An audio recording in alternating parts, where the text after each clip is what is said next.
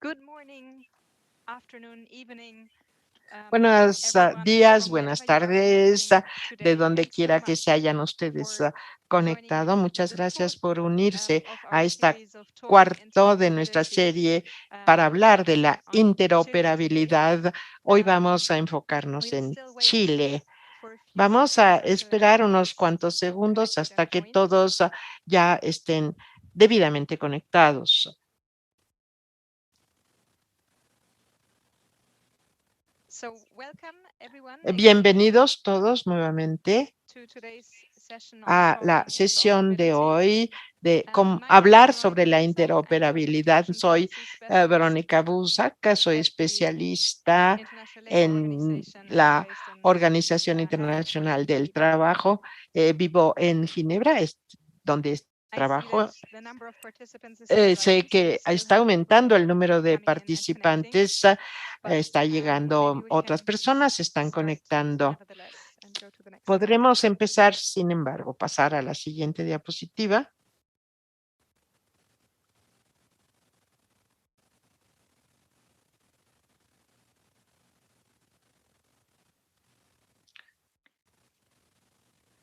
So today we will Hoy vamos have a a presentation on tener the una presentación Registry of Social sobre Information in el Chile, registro de la followed información by social en Chile, two y después discussants who habrá dos raised comentaristas some interesting points in the chat. quienes And plantearán then we will have the preguntas, harán opportunity sus for opiniones, y después all tendremos of la you oportunidad to come para in que with todos your ustedes questions through the participen con Q&A sus chat in the preguntas a bottom of the través Zoom del navigation chat panel. de preguntas y And in the respuestas que end, we have está some closing abajo remarks. en su So panel welcome de again to the participación. fourth session of Bienvenidos the entonces otra vez a la cuarta series of talking sesión de una interoperability serie organized by the de pláticas European sobre Initiative. interoperabilidad We can move to organizada the por la housekeeping. Iniciativa de Convergencia Digital. Podemos ahora pasar a hablar de los We go asuntos to de the next slide, logística. please. La siguiente, por favor.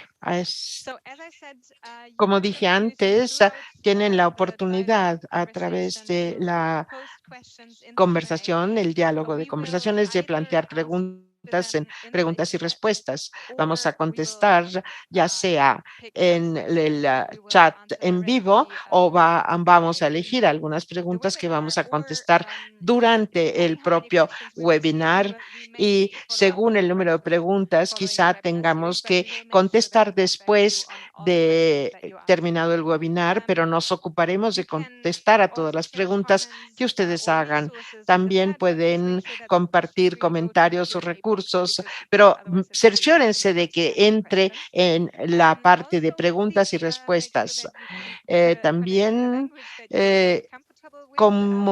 Today conéctense is con el idioma en el que se this sientan will más present in cómodos. Spanish, but there is El simultaneous estudio translation está en available. Chile y So va a you hablar can en choose between English and español. Spanish. Pueden ustedes elegir oír And please inglés, note also that francés this o session will be español. recorded También and will queremos be posted señalar que se if va this a is grabar fine with esta you. sesión, y Next slide, espero please. que esto no les So plantee this session ningún is organized by the Digital inconveniente. Convergence Initiative. Esta Just a quick word on sesión está who we are. organizada por la We are Iniciativa a de working Convergencia group under Digital. Somos un the grupo de Global Partnership for trabajo, Universal Social una Protection Mechanisms, alianza or global COIL para post-2030, alcanzar or las UNP metas de desarrollo 2030 as it's sostenible shortened. de 2030, We're trying y to support the building of tratamos a de landscape apoyar el for alcanzar un consenso interoperability of basándose en ICT las normas, solutions for en las communication soluciones systems, de to foster an ICT ecosystem para for innovation, interoperabilidad, para by tener allowing además solution la providers promoción to de build renovación de products los that are sistemas, interoperable, y easy que to use, haya productos que integrated, sean that interoperables, are easy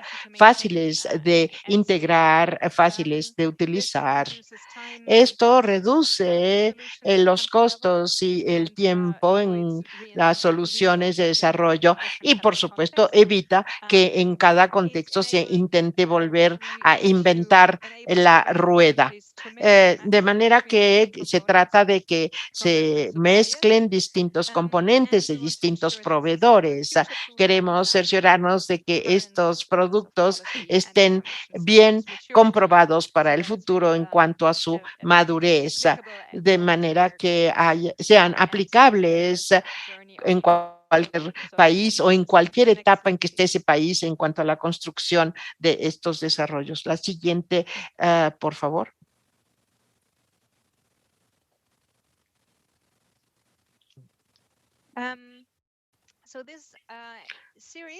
Esta serie es de hablar de interoperabilidad, es una serie mensual que está organizada para facilitar las conversaciones entre sistemas de información integrados e interoperables.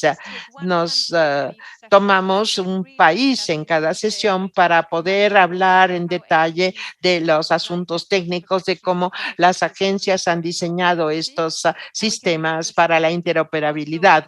Podemos también entender el proceso de cómo las agencias han enfrentado las principales dificultades y cómo han avanzado hacia la interoperabilidad y también pensar en posibles soluciones porque siempre enfrentamos dificultades y desafíos que hay que superar.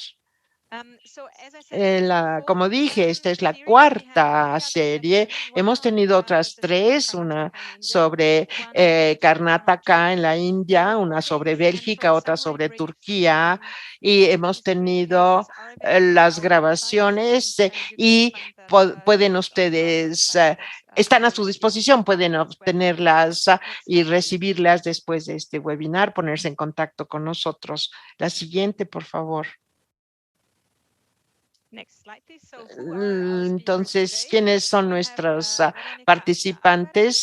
Verónica Acha Álvarez, del Ministerio de Desarrollo Social y Familiar, es el líder del Departamento sobre la Información Social. Tenemos Rodolfo Beasley, que es experto de interoperabilidad. Luz Estela Rodríguez, que es especialista del Banco Mundial, y Ernesto Broderson, que será moderador y es un funcionario de alto rango de la Comisión Técnica. La siguiente, por favor.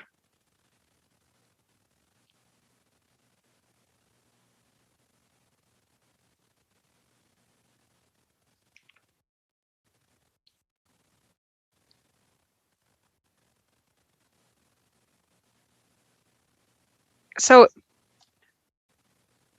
Verónica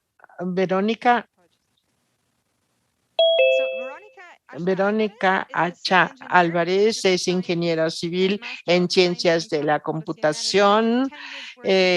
Hace 10 años que trabaja en este ministerio y más de 20 años en experiencia en el campo en cuanto a las tecnologías de la información. Rodolfo Beasley es investigador especializado en protección social, apoya a las organizaciones internacionales para diseñar y poner en práctica programas sobre la provisión de servicio, monitoreo en los mecanismos de pago, entre otras, y también estudios sobre estos programas sociales se pueden adaptar para prepararse y responder a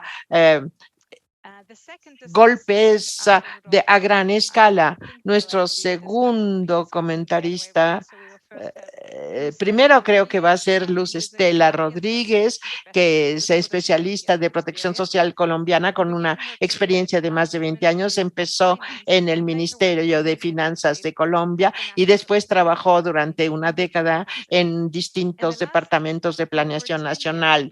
En los últimos 10 años, ella ha dedicado su tiempo a trabajar en instituciones financieras y otras organizaciones internacionales, incluyendo el BID, el PNUD y donde está actualmente el Banco Mundial para apoyar a los países para armonizar sus sistemas de protección social alrededor de innovación y de sistemas sociales y la protección social en cuanto a la provisión de pagos sociales. Ernesto Broderson, de la Asociación Internacional de Seguridad Social, empezó su carrera como asesor para distintas empresas de asesores de tecnología y después fue funcionario de alto rango en el gobierno mexicano para mejorar la provisión de servicios enfocándose en los individuos entre 2003 y 2016. Desde entonces, está encargado de coordinar esta comisión, así como las comisiones técnicas de TICS. Y con esto le doy la palabra a Ernesto para que sea el moderador del resto del webinar. Muchas gracias y disfruten. Muchas gracias, Verónica.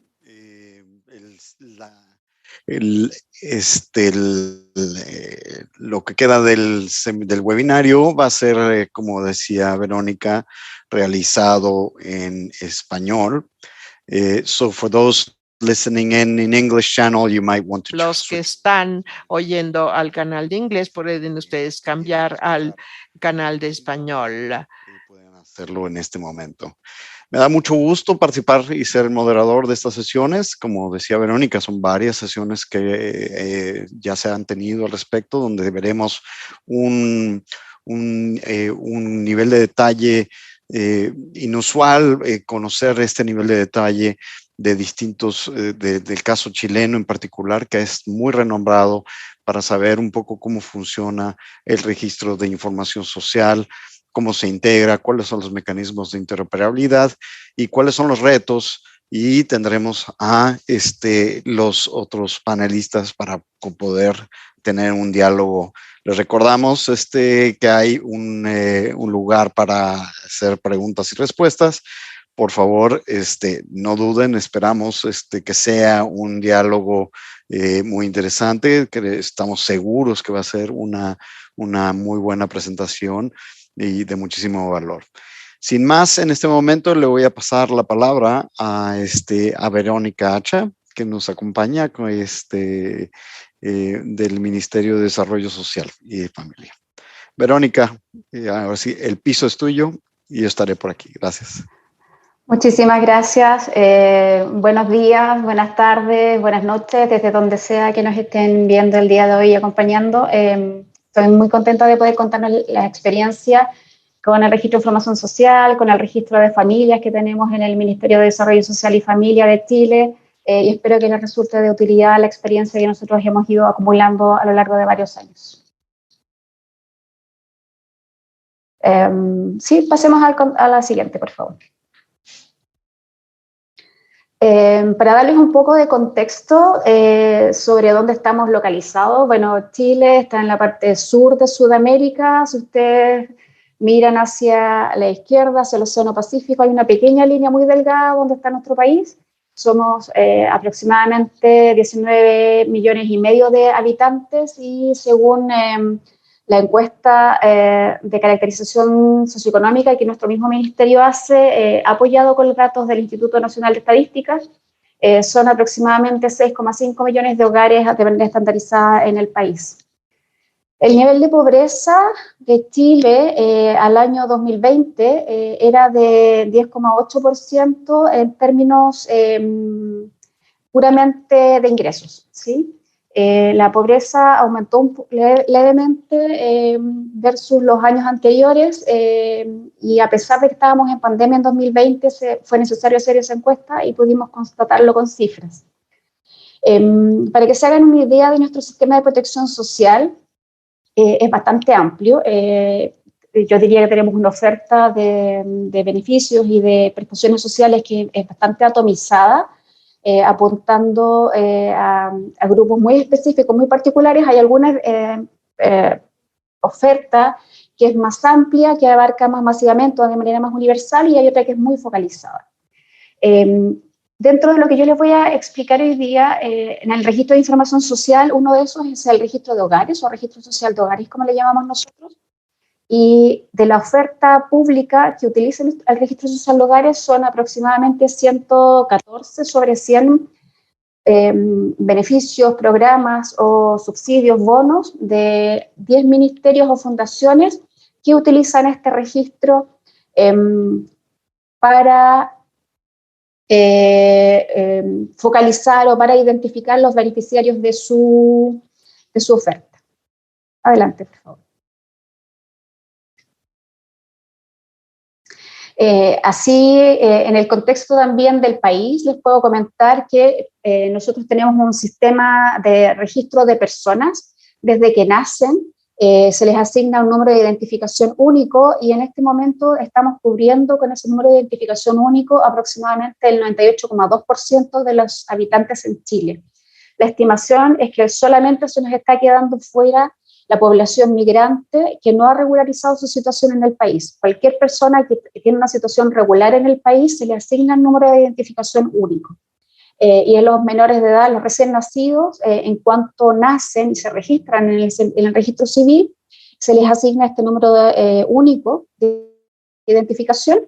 Y en algunas ocasiones puede ocurrir un cierto desfase entre el nacimiento y la inscripción de los recién nacidos, pero dentro de los primeros 3 meses eso se queda resuelto y por lo tanto la mayor parte de la población que habita en Chile tiene este número de identificación único que es fundamental para nuestro registro de información y para poder hacer políticas sociales también.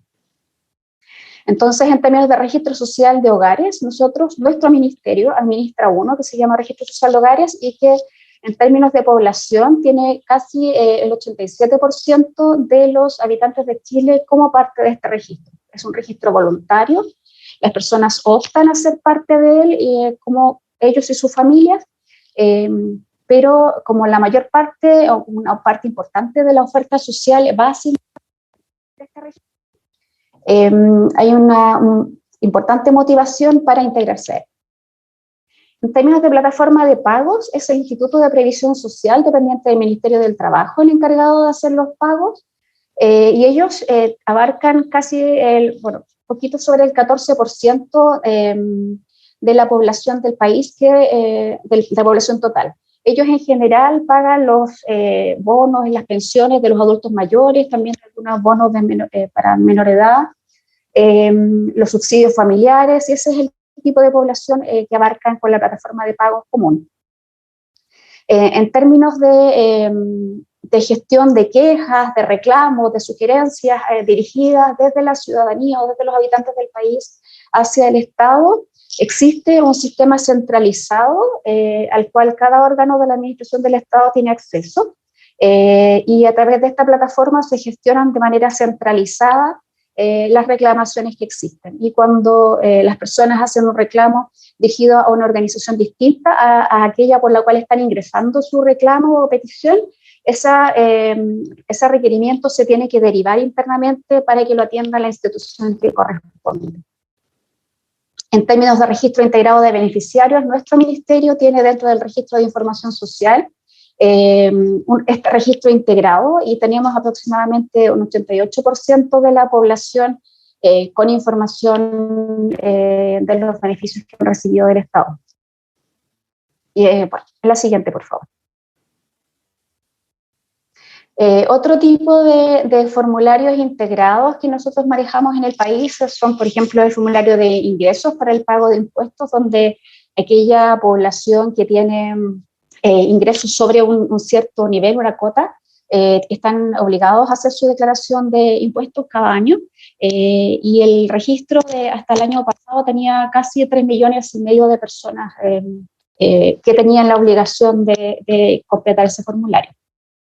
Respecto de beneficios de salud, nuestro Fondo Nacional de Salud atiende aproximadamente el 77% de la población del país. El Fondo Público de Salud es el más masivo y una proporción muy pequeña es la que se atiende con seguro de salud privado. Otro tipo de registros relevantes en nuestro país son, por ejemplo, el Registro Nacional de la Discapacidad, donde las personas que tienen algún tipo de discapacidad física, mental, cognitiva, pueden formar parte del registro y eso puede servir para recibir ciertos beneficios. Y en eso tenemos identificado aproximadamente el 14% de la población que se estima que tiene algún tipo de discapacidad constatable. Para esto hay un par de instituciones que son responsables de ello. Una tiene que ver con la Comisión de Medicina Preventiva, que es la encargada de hacer la calificación de la discapacidad, el porcentaje y el tipo de discapacidad que presentan las personas. y esa información va al registro civil, donde se genera este Registro Nacional de la Discapacidad. Otro registro interesante que tenemos, que también nosotros utilizamos en este ministerio, es el registro de vehículos motorizados. Eso también lo administra nuestro registro civil, y todos los vehículos que circulan por el país quedan registrados en este lugar. Y teníamos a junio, este mes, tenemos alrededor de 10 millones de vehículos registrados. Y finalmente, para este resumen, el registro de calidad indígena es un registro que lleva la Corporación Nacional de Desarrollo Indígena, que es un servicio que depende de nuestro ministerio, y allí las personas que se identifican con pertenencia a algún pueblo originario de Chile, pueden pedir su reconocimiento, y hay aproximadamente 1.100.000 personas que están registradas en este lugar. La siguiente, por favor. Bueno, ahora voy a comenzar ya más en específico la presentación del registro de información social. Adelante. A mí me gusta pensar que el registro de información social es un paraguas, ¿sí? Fue creado en una ley muy anterior, acá dice el lanzamiento en el año 2011, que es cuando empieza a adquirir de una forma mucho más orgánica, pero en realidad fue creado unos años antes, en una ley a propósito del programa Chile Solidario, y básicamente es un gran conjunto, banco de datos, donde se almacena información de las personas y de sus familias, de sus condiciones de entorno, es información relevante para hacer política social y política pública en el país. Para que se hagan una idea, solo en el registro social de hogares, que es un subconjunto, que es un apéndice de este registro de información social, que es nuestro registro de hogares, hay identificados 8,7 millones de hogares. Si ustedes recuerdan, yo al principio les dije que en el país hay aproximadamente 6,5 millones de hogares. Bueno, esto pasa con los registros de hogares, que puede haber incentivos para que se atomicen los hogares. Entonces, también eso es dentro de los desafíos que uno puede tener en este tipo de materias. El desafío que nosotros tenemos actualmente es tratar de que nuestro registro de hogares se parezca mucho más en forma a lo que es realmente la forma en la cual los hogares en Chile se distribuyen. El número de personas cubiertas en el registro de información social es aproximadamente el 98% de la población, y eso tiene que ver con las características del registro, que no solamente abarca a las personas que actualmente reciben beneficios sociales del Estado, sino aquellas que alguna vez recibieron o las que potencialmente podrían recibir beneficios del Estado, lo que abarca un porcentaje muy alto de la población. Y en términos de base de datos, nosotros estimamos que tiene aproximadamente unos 10 terabytes de información para distintas materias. Nuestro registro de información social tiene información de registro inicial a través del RCH, sirve para comprobar la elegibilidad para beneficios sociales, sirve para hacer inscripción a beneficios sociales, permite a través de algunos instrumentos hacer gestión de los datos, donde las personas pueden actualizar, rectificar o complementar su información, permite hacer gestión de casos para algunas materias particulares en el contexto del registro social de hogares, y permite hacer seguimiento y evaluación. En términos tecnológicos, como yo les decía, el RIS es un paraguas. Entonces, en términos de las capas más web, más visible para muchos de nuestros usuarios, tenemos tecnología del estilo, trabajamos con PHP, con jQuery, nuestra base de datos principal es en Oracle, pero también tenemos muchos datos que los administramos en repositorios de datos, en discos NAS, y utilizamos otras herramientas para hacer intercambio de datos también, o para hacer gestión de datos como el FTP o el SharePoint. Y para el tratamiento de datos usamos distintas tecnologías, usamos ETL, usamos herramientas para hacer análisis también desde SQL hasta Stata o Python o R. En realidad tenemos una diversidad bien amplia de tecnologías que utilizamos en el marco de la explotación de los datos del RIS. La siguiente, por favor. Haciendo un poco de historia, como yo les decía, el RIS parte, a pesar de que como el lanzamiento en términos orgánicos y de forma más importante se alcanza más o menos en el 2011, en realidad ya por el año 2008 se estaban suscribiendo convenios con distintas instituciones y con las municipalidades para poder integrar información a este registro de información social. Esto nace más o menos en el espacio del Sistema Intersectorial de Protección Social, y ya se estaban suscribiendo convenios. La normativa del RIS es bien estricta, tiene como el RIS fue creado por ley, exige cierta forma de gestión, y entre esos elementos está el que se deben suscribir convenios para poder trabajar o para poder acceder a datos del RIS. Durante el 2011 se hizo un trabajo mucho más masivo para complementar de información y de datos administrativos de estos distintos órganos de la administración del Estado. Y también se hizo un primer intento de instalar un data warehouse con tecnología de Oracle, que no fue tan exitoso, pero se adquirió mucha experiencia en el tratamiento de datos y en el uso de este tipo de herramientas.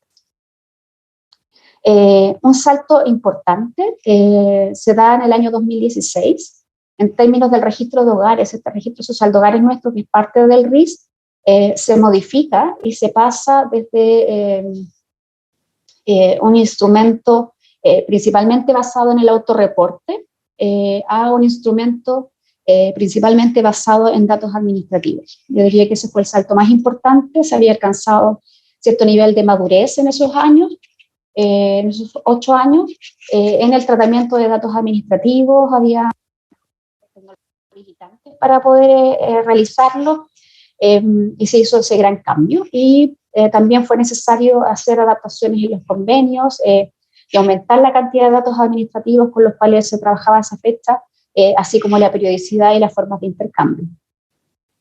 Hacia el año 2018, ya con un buen tiempo de desarrollo del RIS, se empieza a trabajar en materias de gobernanza de datos. Ya no bastaba solamente una mirada de pura tecnología y de acceso directo a la información, sino que era necesario implementar algún tipo de prácticas de modificación en la forma en la cual se trabajaba con los datos, y para eso empezamos a trabajar con el modelo DAMA, que empezó a modificar las prácticas internas de nuestro equipo y de las contrapartes con las cuales nos toca interactuar. Paralelamente también iniciamos una experiencia de compartir ya más masivamente datos anonimizados a universidades con ciertas características particulares, universidades acreditadas en investigación, para que realizaran investigación con los datos sociales que nosotros administramos en materias que son de especial interés del Ministerio.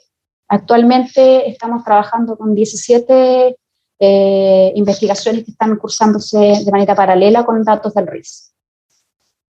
Y en el año actual estamos trabajando en un proyecto que es de alguna forma hacer crecer y madurar este RIS, transformarlo en un banco integrado de datos, ya no solamente para hacer apoyo a las políticas públicas de protección social, sino también para apoyar de mejor manera el trabajo de investigadores y también otorgar algún tipo de acceso abierto a grupos que actualmente no pueden acceder al RIS.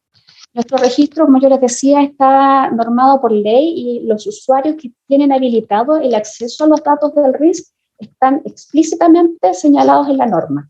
Entonces, parte de los cambios que nosotros estamos haciendo o promoviendo es hacer una apertura normativa, y en nuestra propuesta hacer una apertura normativa de manera de poder dar acceso a otros tipos de instituciones que actualmente están lejos de poder alcanzar los datos del RIS. Adelante, por favor. Entremos en materia sobre la interoperabilidad. Adelante. Como se pueden imaginar, manejar un banco de datos enorme y en términos tecnológicos tan complejo surge de muchas necesidades, ¿sí? Actualmente, en la gráfica ustedes pueden ver desde la izquierda hacia la derecha dónde están las fuentes de nuestros datos.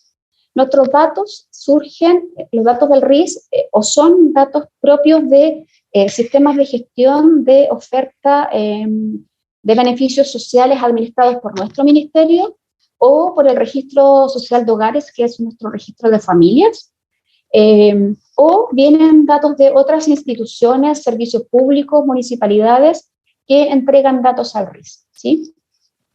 Y por parte nuestra, nosotros procesamos esta información en los distintos ambientes que yo les comentaba, usamos Oracle, usamos Discord-NAS, usamos distintas tecnologías, y compartimos la información que sea pertinente y que sea legítimo de entregar a estas instituciones de vuelta, ¿sí?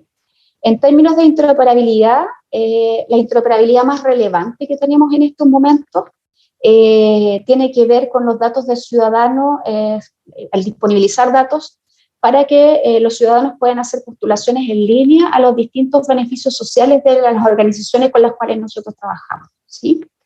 El dato más frecuente que se utiliza en este contexto son información de la composición de los hogares, quién es la jefatura de hogar, quiénes son los cónyuges, los hijos y otros familiares que habitan en el hogar. Otro dato relevante es la calificación socioeconómica, que es un indicador de resumen que sale del Registro Social de Hogares, identifica una condición de mediano o largo plazo respecto de la situación socioeconómica de su hogar y de esa manera orienta la focalización o la identificación de beneficiarios de distintas prestaciones sociales. Otros datos que se reciben también los entregan por este mecanismo de interoperabilidad es información, por ejemplo, del domicilio de las personas, según lo que tenemos en el Registro Social de Hogares, y también la pertenencia al subsistema Seguridades y Oportunidades, que es un beneficio que administra nuestro ministerio y que apunta en particular a la población, a los hogares más vulnerables, aquellos que están en la línea de la pobreza y están recibiendo algún tipo de apoyo de nuestro ministerio. Ahora, en el otro sentido, respecto de lo que nosotros recibimos por mecanismos de interoperabilidad, y acá hablando de conexión en línea, 1 a 1 o masiva, el principal proveedor de datos hacia nosotros es el registro civil, para entregar, por una parte, la validación de la cédula de identidad, el documento de identificación de las personas, para ver si es un documento legítimo y está vigente. También nos entrega información de lo que nosotros llamamos rutificación, o sea, validar que efectivamente el número de identificación de la persona corresponde con la identidad, con los nombres y los apellidos de la persona. También de esta forma validamos cuestiones como el estado vital, si la persona está viva o está fallecida, el sexo y la nacionalidad. Ese tipo de materias son las que validamos con el registro civil a través de esta interoperabilidad en línea. Y la segunda materia en la cual también trabajamos en este tipo de interacción es con la Superintendencia de Seguridad Social, quienes entregan información sobre las cargas familiares para los subsidios familiares que se entregan. Entonces, ellos hacen el reconocimiento de esta característica que tienen las personas respecto de sus cónyuges o de sus hijos o hijas, y esa información la entregan también vía web service. Ahora, si para nosotros este tipo de interacción todavía consideramos que es más bien limitada, pensamos que podrían haber espacios para aumentar los tipos de datos y las instituciones con las cuales interoperamos de esta forma, y creemos que un gran motor para este cambio va a ser la implementación de la Ley de Transformación Digital, que se aprobó hace algún tiempo y que va a entrar en vigencia completamente con metas muy claras hacia el año 2023-2024. La siguiente, por favor. Los principales hitos conseguidos gracias a la interoperabilidad tienen, por ejemplo, la verificación temprana de requisitos de las personas respecto de beneficios. Nosotros sabemos que es muy difícil cuando la ciudadanía cree que puede ser beneficiaria o elegible para alguna prestación social y finalmente no lo es. Entonces, una forma en la cual la interoperabilidad ha apoyado el trabajo de las distintas instituciones con las cuales nosotros trabajamos es el poder contar con información a tiempo y en línea, de manera de poder filtrar desde la entrada si las personas son elegibles o no para los beneficios a los cuales ellos están postulando. En otra línea, la disminución de los antecedentes solicitados a las personas es otra gran objetivo. Y esto también va muy enlazado con la ley de transformación digital que yo mencionaba en el slide anterior, porque hay un foco muy fuerte de evitar que las personas tengan que volver a entregar o reiterar la presentación de antecedentes que están en otro órgano de la administración del Estado. Entonces, lo que nosotros estamos facilitando en este momento al entregar información a otras instituciones vía mecanismos de interoperabilidad es el que las personas no tengan que estar llevando antecedentes adicionales, que ya están en poder nuestro y que nosotros estamos en condiciones de disponibilizar a estas instituciones. En esa misma línea también se aceleran los procesos de inscripción y postulación a beneficios porque los datos están en línea, porque no hay que estar acumulando datos. La persona ya no necesita ir ventanilla por ventanilla pidiendo antecedentes, sino que hay muchos antecedentes que nosotros disponemos, que los ponemos a disposición de estas instituciones. Y por el lado más interno, obviamente el que estas instituciones puedan operar con nuestros datos en línea facilita el que no tengamos que tener analistas de datos que estén preparando la información para hacer, por ejemplo, para atender estas postulaciones a beneficios. La siguiente, por favor. ¿Qué diferentes sistemas comparten la información o que reciben o entregan datos? Cuando hablamos de interoperabilidad, hay que distinguir entre lo que uno puede hacer entre instituciones, o sea, a nivel externo, de la interoperabilidad que puede mejorar la forma interna en la cual se trabaja, en la cual trabajan los distintos sistemas que administra una institución. Por ejemplo, yo les comentaba acá en la gráfica, en la parte derecha, arriba, superior, ahí se listan distintas aplicaciones y sistemas de nuestro ministerio que interoperan con información nuestra. Y en la parte inferior se listan distintos servicios públicos, ministerios, que también acceden a información nuestra, ¿sí? Entonces, a nivel interno, por ejemplo, tenemos este registro social de hogares, que es el registro de familias que tienen otros países también. También tenemos registros alternativos, por ejemplo, hay un registro que es como hermano del registro de familias, que es para personas que están en situación de calle. Y también tenemos el sistema de información en emergencias, SISE, que se activa cuando hay alguna emergencia. Bueno, en Chile, no sé si lo conocen, pero somos un país que sufre mucho de terremotos, entonces cada 5 o 10 años en algún lugar del país hay alguien levantando una encuesta de emergencia para identificar a las personas afectadas por un terremoto.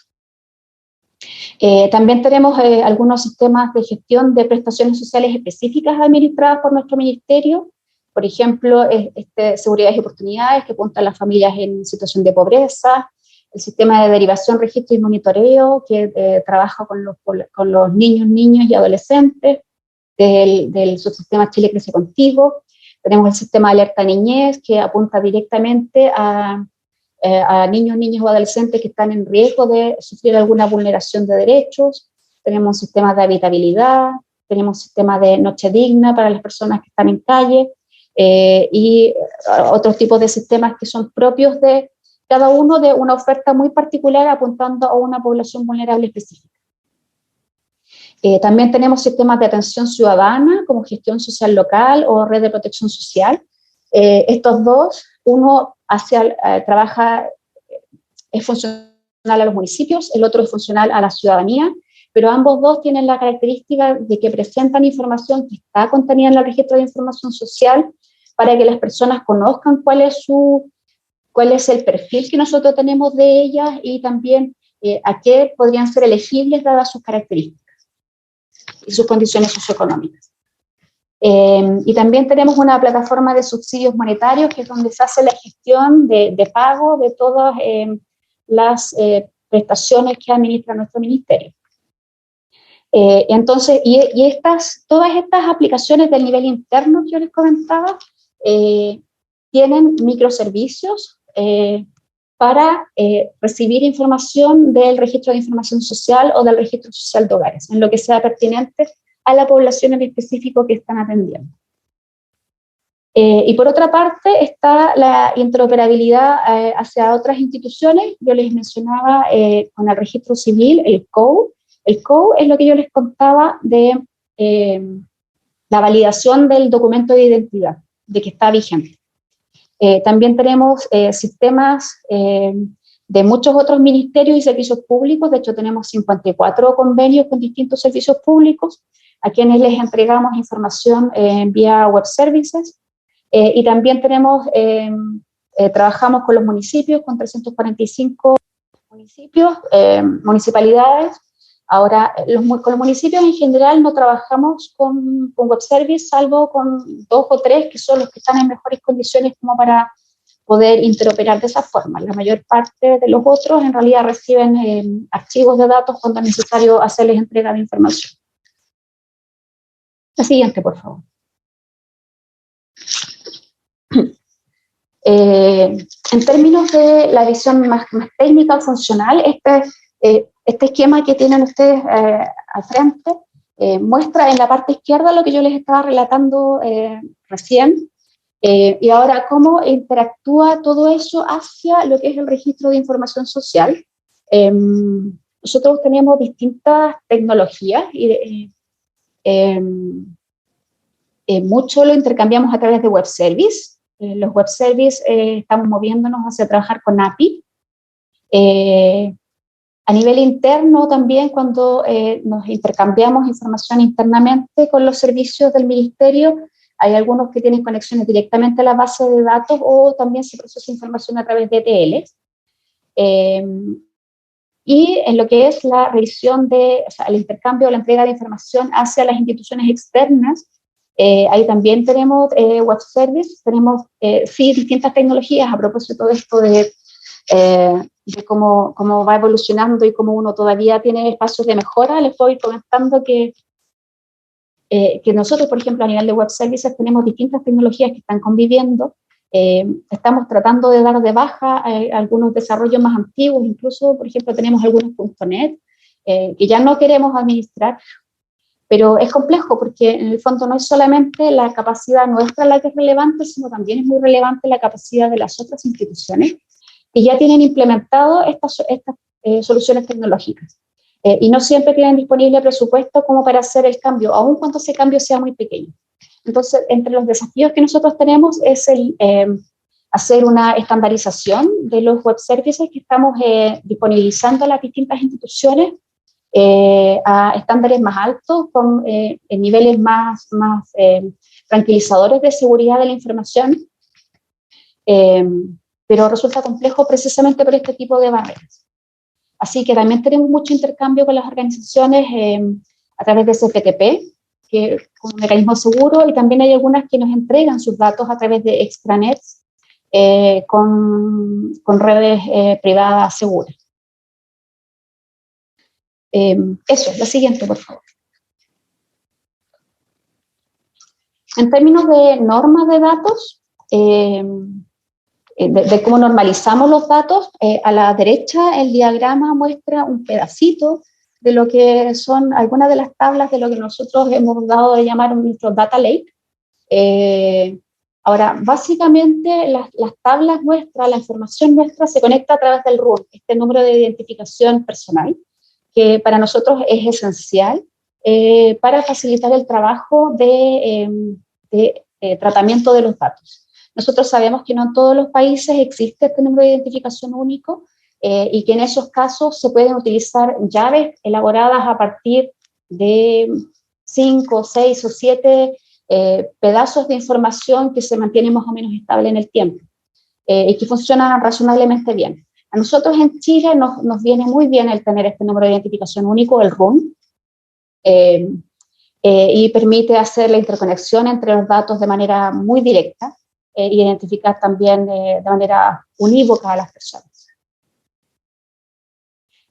Otra forma de conectar los datos también es por hogar, cuando estamos dando una mirada no solamente de personas, sino de hogares, y para eso también se identifican números únicos. esos números sí son propios de nuestra aplicación, de nuestra infraestructura, ¿sí? Nuestro registro social de hogares tiene un identificador de hogar y ese identificador permite conectar a las personas que están en el registro de manera única. Ahora, nosotros también tenemos identificados los datos como en dos grandes grupos. Por un lado, los datos maestros o datos de referencia, como se llaman en el estándar DAMA, y los otros datos que son de otras características. Por ejemplo, como datos maestros, nosotros tenemos identificado cosas como el nombre, los apellidos, la fecha de nacimiento, la nacionalidad, el sexo, el domicilio, datos de contacto como correo electrónico o teléfono. Y los estamos usando de esa forma, como datos maestros, de manera que a nivel ministerial nosotros podamos tener una única versión que sea la correcta y que sirva de referencia para los otros sistemas, ¿sí? Ahora, hay algunas materias en las cuales es un poco más complejo, por ejemplo, el domicilio. Nos hemos dado cuenta que cuando los datos salen desde nuestro registro social de hogares y se van a otros sistemas, por la operación propia de estos otros sistemas, por ejemplo, de gestión de algún beneficio social, se puede identificar a veces mucho más rápidamente un cambio de domicilio. Entonces, estamos trabajando también en el diseño y también en la normativa que nos permita mantener actualizado, poder capturar ese dato que se identifica en el territorio, en el terreno, para alimentar también este dato maestro de manera de que de verdad se transforme en un dato de referencia. Ahora, otro tipo de información, la información registral, esa sí es única, ¿no? El registro de información social es el que tiene la verdad, que se trae esa verdad desde el registro civil, y esa es la información que se debe usar en todos los sistemas. Para que se hagan una idea, hace algún tiempo en Chile se aprobó una ley que permite el cambio de sexo registral y nos obliga a todos los servicios públicos a internalizar muy rápidamente este cambio y no exigirle a las personas que presenten ningún tipo de información adicional para constatar ese cambio. Y con eso nosotros estamos obligados a todos los días hacer una verificación de si hay nuevos casos de sexo registral modificado y hacer una distribución interna en nuestro ministerio para que todas las plataformas de nuestro ministerio reflejen la nueva situación de las personas. Ahora, para otro tipo de datos, por ejemplo, de ingresos laborales, situación escolar, condición de salud, ya no se manejan de esta manera tan estandarizada, y sí hay algunas consideraciones prácticas que uno va adquiriendo como experiencia que hacen recomendable tomar ciertas decisiones tecnológicas. Les pongo un ejemplo muy trivial, pero para que se hagan un ejemplo también de los desafíos que uno tiene cuando trabaja con datos administrativos.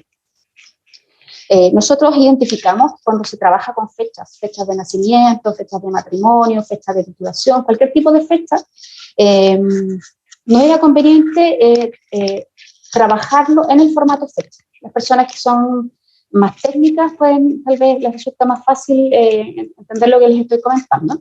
Técnicamente uno puede tratar las cosas como fechas y tiene un formato muy estandarizado, hora, minuto, segundo, y puede tener día, mes, año, no sé.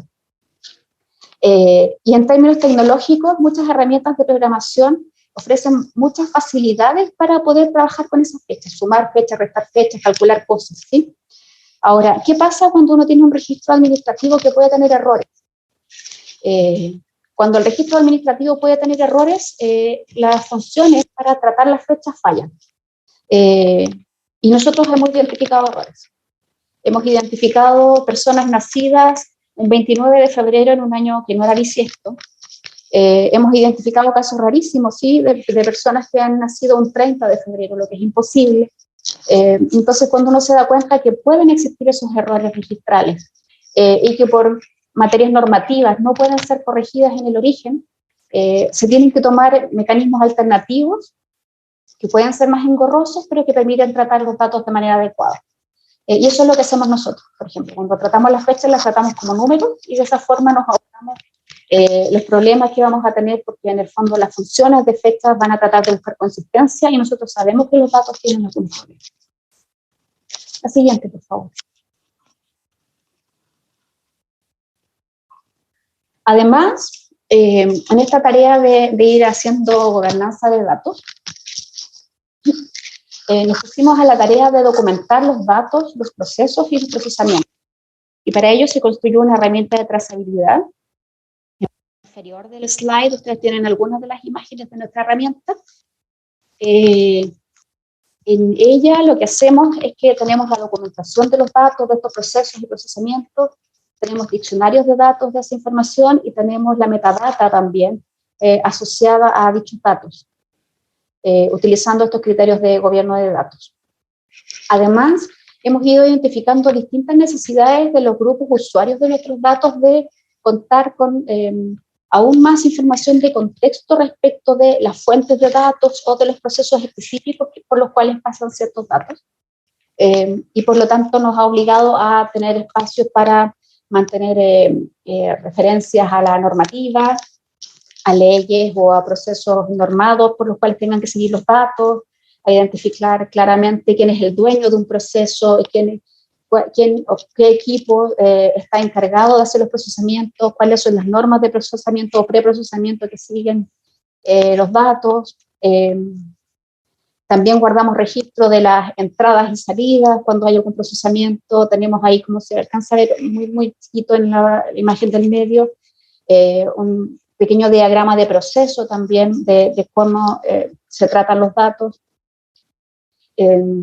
Para hacer estos diccionarios también de datos, llegamos a una forma automática de hacerla, de manera que cuando se carga un dato en base de datos, inmediatamente se pasa por un procesamiento que genera el diccionario y para algunos conceptos que ya se conocen o se reconocen, le asigna inmediatamente una categoría y una descripción, y después, obviamente, no todo lo automático necesariamente es perfecto, viene un analista y hace las correcciones que correspondan para las cosas que fueron mal calificadas, pero el resto queda cargado de manera automática. La siguiente, por favor.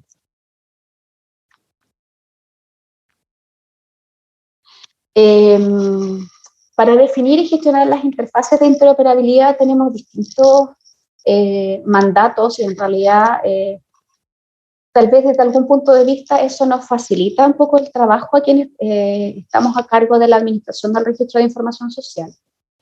Para empezar, como yo les decía, el registro de información social está definido por ley y tiene una definición marco respecto de quiénes pueden acceder y a qué datos pueden acceder.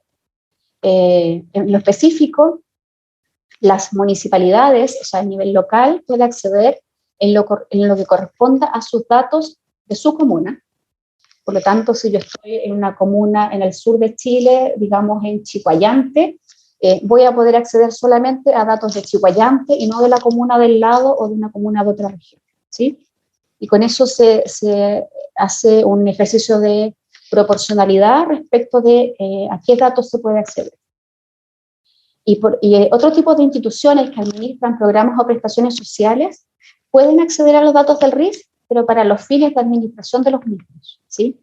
Por lo tanto, si existe una institución, digamos Mineduc, que quiere acceder a información que le permita mejorar la caracterización o identificar alumnos, estudiantes que tengan ciertas características particulares, entre 6 años y 18 años, ellos no pueden requerir datos que se refieran a personas adultas, mayores de 18 años, salvo que sean estudiantes, ¿sí? Porque el acceso lo tienen acotado solamente a la administración de sus beneficios o programas o prestaciones. Ahora, para habilitar la interoperabilidad respecto de estas instituciones, parte esencial es identificar cuál es el ámbito legal y qué es lo que le da la legitimidad para poder acceder a los datos. Entonces, como base está esta definición que yo les acabo de plantear recién, Y cuando se requiere dar acceso a web services o a microservicios, lo que se hace es que se debe hacer una petición y se tiene que requerir una autorización para poder dar acceso a las distintas instituciones a los datos que están solicitando. Entonces, por otra parte, el negocio, la unidad responsable de ese beneficio en particular, tiene que hacer una solicitud. Si es una institución externa, esta solicitud queda reflejada en un convenio o una modificación de convenio, y se hacen las validaciones respecto de las reglas de entrega de acceso a los datos para poder pedir que se habilite el acceso a un web service o a un cierto conjunto de datos. Esto es un desafío también grande porque las instituciones siempre queremos, suena bien el decir, entrégame todos los datos, todo lo que tengas me sirve, o si no me sirve lo dejo a un lado, pero pásame lo más que tengas y yo después veré cómo lo uso. Y es una actitud como súper fácil, muy entendible si uno lo quiere desde ese punto de vista muy práctico.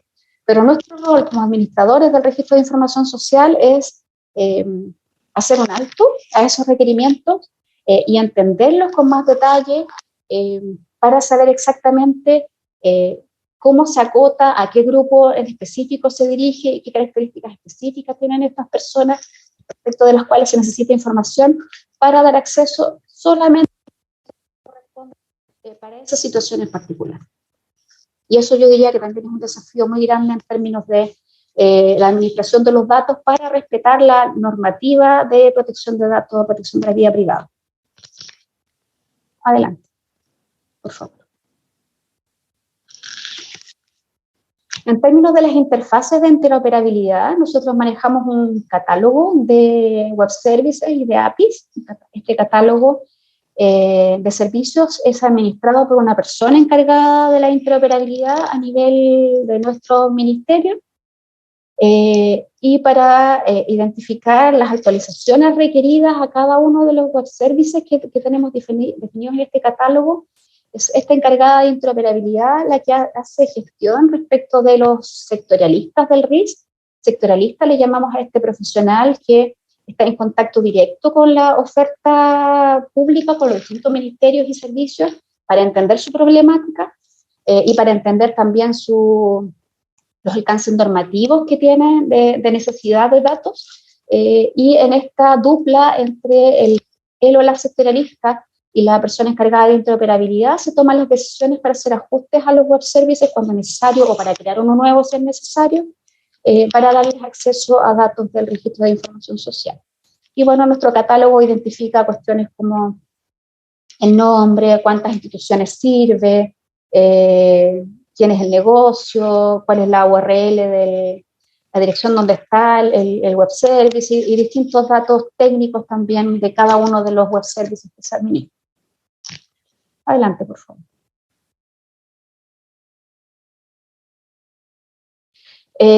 Los protocolos de intercambio de datos están establecidos en primer lugar en un convenio. Las reglas de intercambio e interoperabilidad tienen que estar escritas y suscritas en un convenio al registro de información social. Estamos mandatados por la norma para hacerlo así.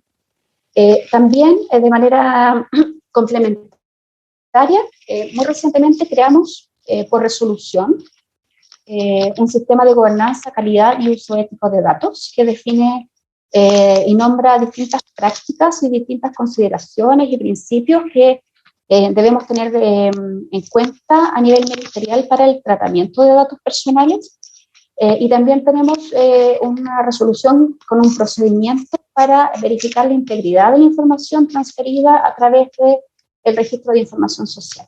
¿Sí? Entonces hemos ido sofisticando un poco el cómo miramos nuestros datos, el cómo los trabajamos y el tipo de prácticas que seguimos en torno a ellos para ir implementando este gobierno de datos. Y en términos de la integración de los datos, se dispone de distintos enfoques. Tenemos servicios web y API, tenemos integración punto a punto y también tenemos almacenes de datos con ETL. La siguiente, por favor.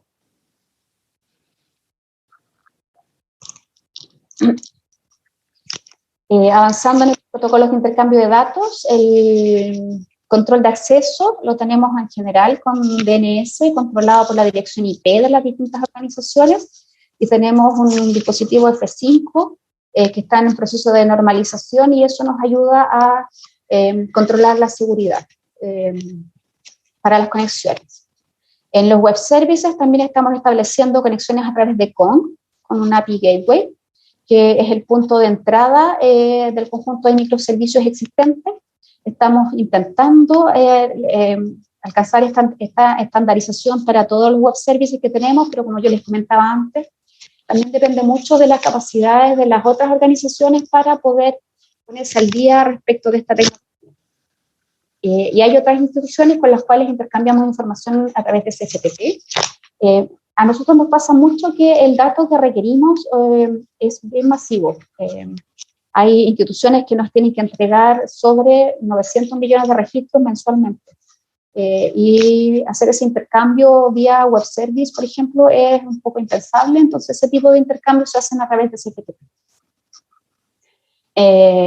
Entrando en materias más normativas, en cuanto al consentimiento informado que tienen que entregar las personas respecto de que nosotros utilicemos sus datos en el contexto del registro de información social.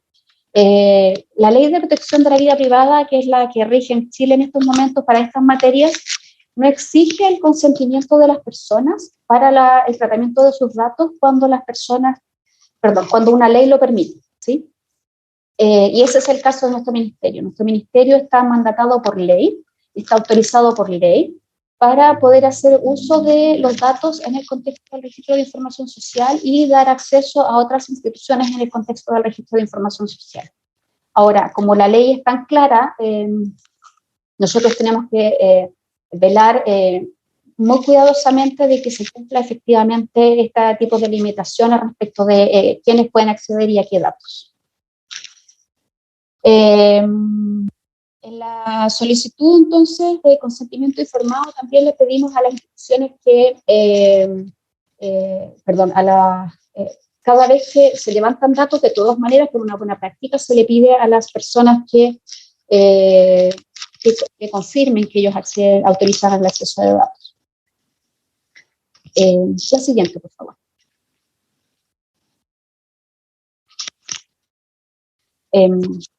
No, esto creo que ya lo conversamos también, los API token y las distintas formas de seguridad. La siguiente, por favor.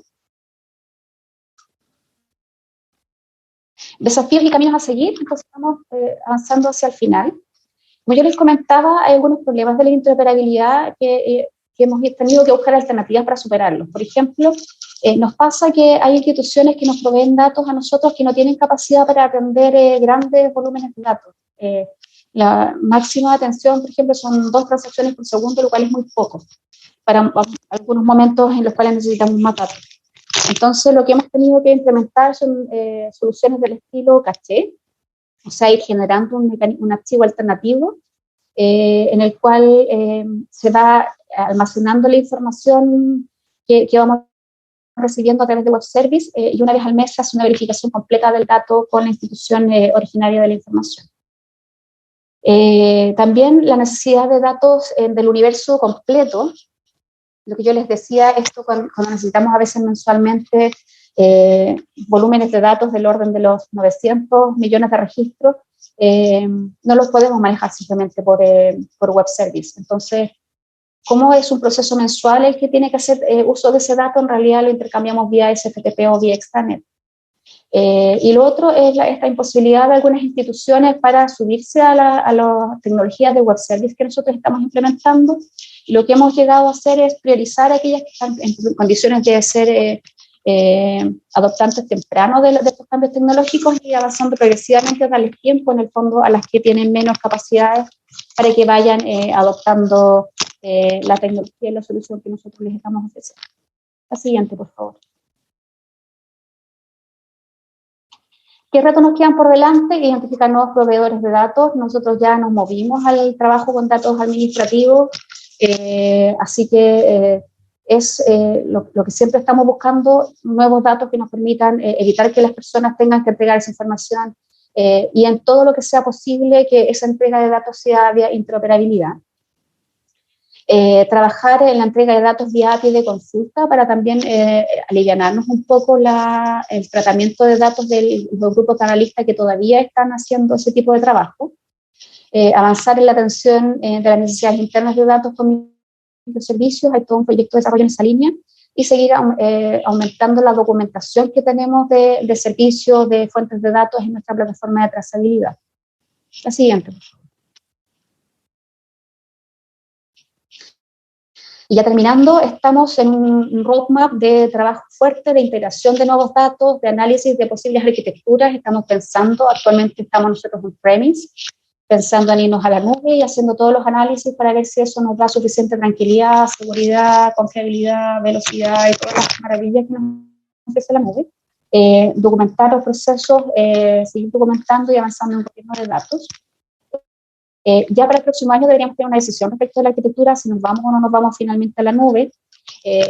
Deberíamos empezar también la implementación de este RIS 3.0, que sería el banco integrado de datos, avanzar más en interoperabilidad ágil desde el ministerio y hacer la mantención permanente del sistema de gobierno de datos. Y ya para el año 2024 nosotros sabemos que la implementación y inteligencia completa de la ley de transformación digital a nivel del país va a significar muchos cambios. Y va a ser un impulso grande para el trabajo que estamos haciendo nosotros y que también hacen otros servicios con nosotros. Eso es. Creo que ya será la última. ¿Sí? Muchas gracias.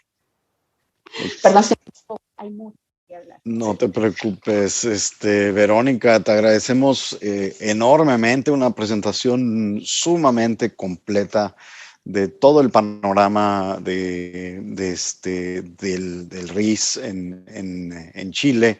Realmente hay tantas cosas que me encantaría ir subrayando, desde la administración de datos maestros, cómo y cuáles son todos estos retos de mantener información actualizada y la limpieza de información, el marco normativo que hablaste, que me parece sumamente importante, y el registro de servicios. En fin, hay una infinidad, y me llamó la atención la diferenciación entre interoperabilidad interna y externa, que seguro va a seguir despertando muchas más preguntas. Pero sin más, voy a pasar a los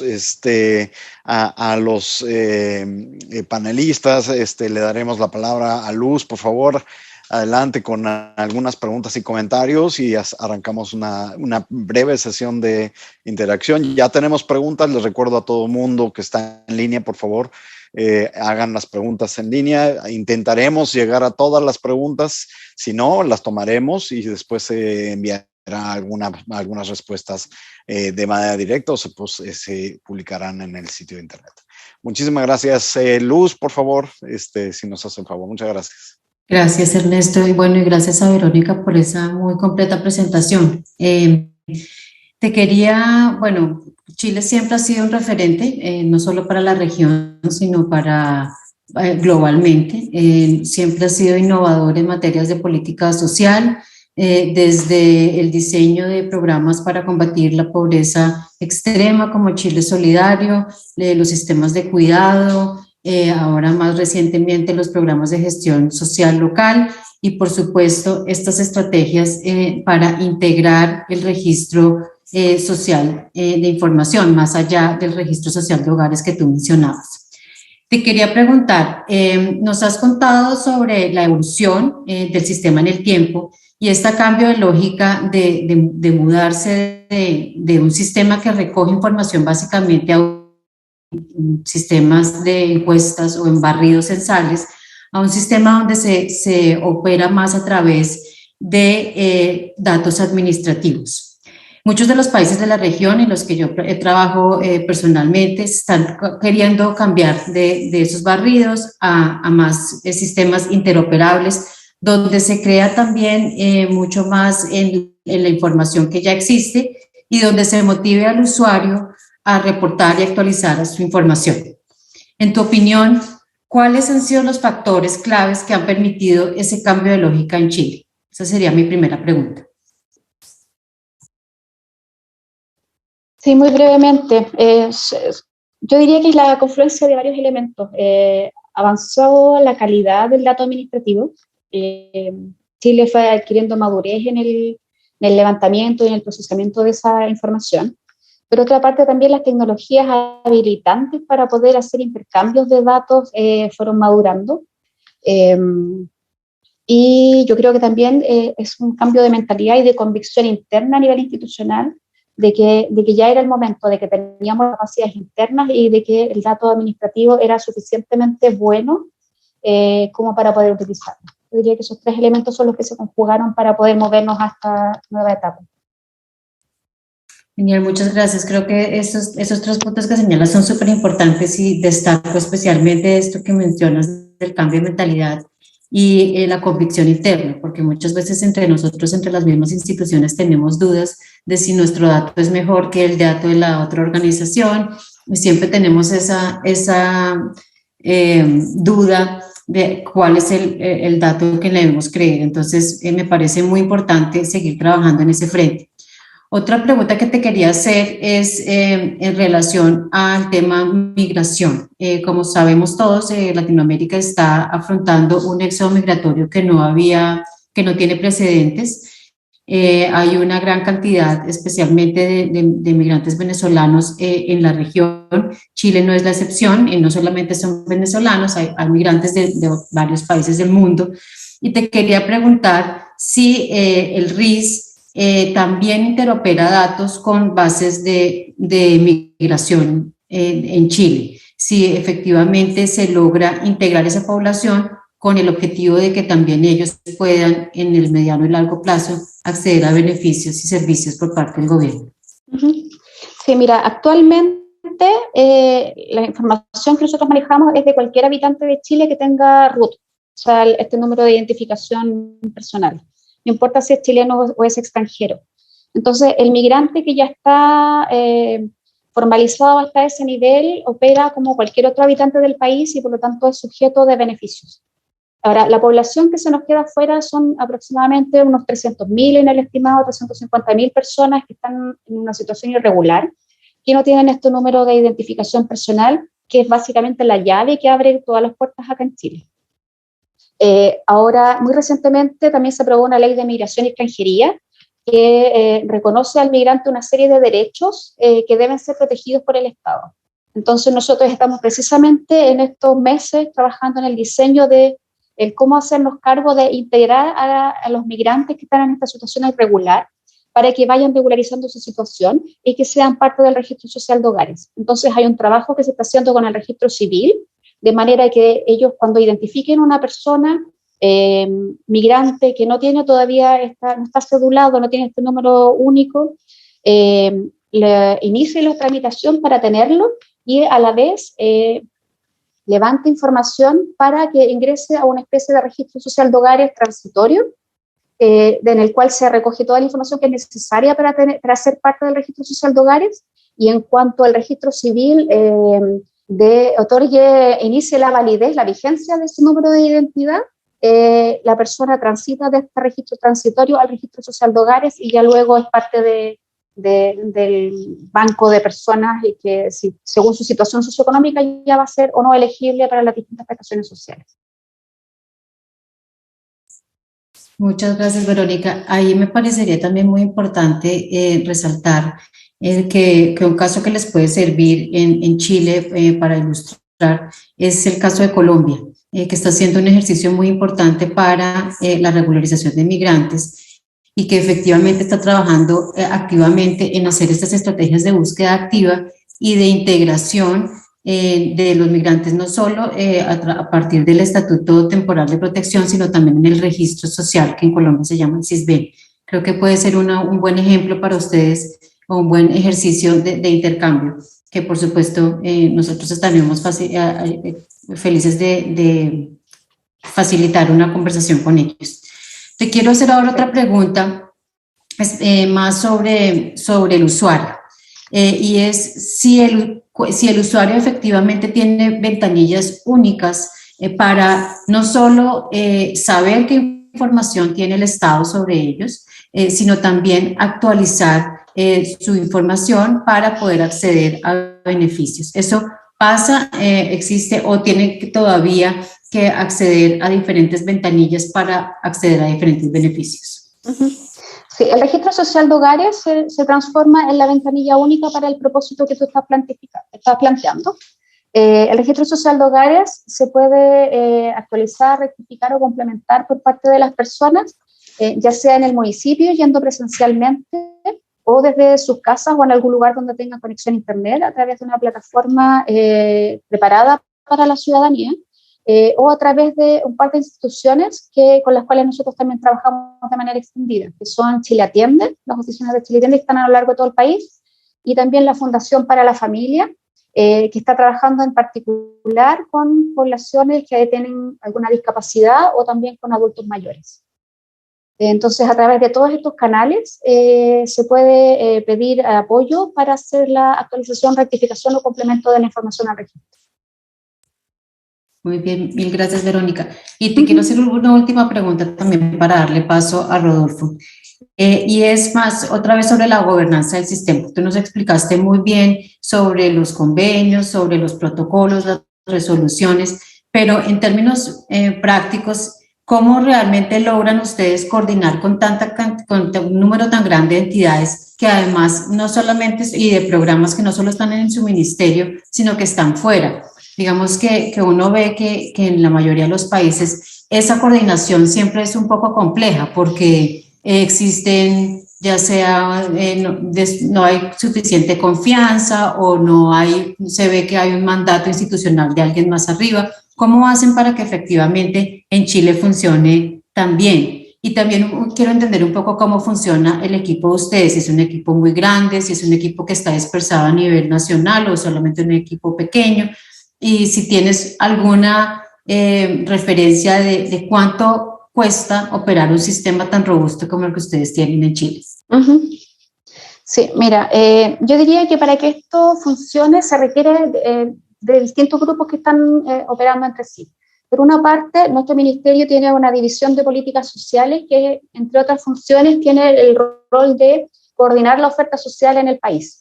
Entonces, ellos son los que están permanentemente estableciendo una relación con los distintos ministerios y servicios para ver qué cosas se están creando, qué cosas se mantienen, qué cosas se están modificando en términos de oferta social, y también hacer un levantamiento de los requerimientos que ellos tienen. Entonces, esa es la primera línea como de trabajo de coordinación. Ahora, desde el punto de vista nuestro, para poder entregar datos para que ellos funcionen mejor, nosotros también tenemos un equipo, el equipo mío son 20 personas, entre analistas de datos y sectorialistas, y en particular el grupo de los sectorialistas son los que establecen después una relación de uno a muchos. Cada sectorialista tiene a cargo muchos sectores, en general de más o menos temáticas similares, no sé, educación, trabajo, energía, cosas por el estilo. Y también se especializan en tener esta relación y entender bien la problemática que enfrentan estas instituciones, y de esa forma nos permite tener más claramente identificado cuáles son las necesidades, cómo estamos a nivel de los convenios, en términos de formalización, qué tipo de datos estamos recibiendo o entregando. Yo diría que en términos operativos eso funciona porque tenemos estos dos equipos con mandatos que son complementarios. De hecho, a pesar de ser de dos divisiones distintas dentro del ministerio, trabajamos de manera muy integrada, y cuando es necesario en mesas de trabajo que están en coordinación semanal para poder tener controlado cómo hacemos las cosas.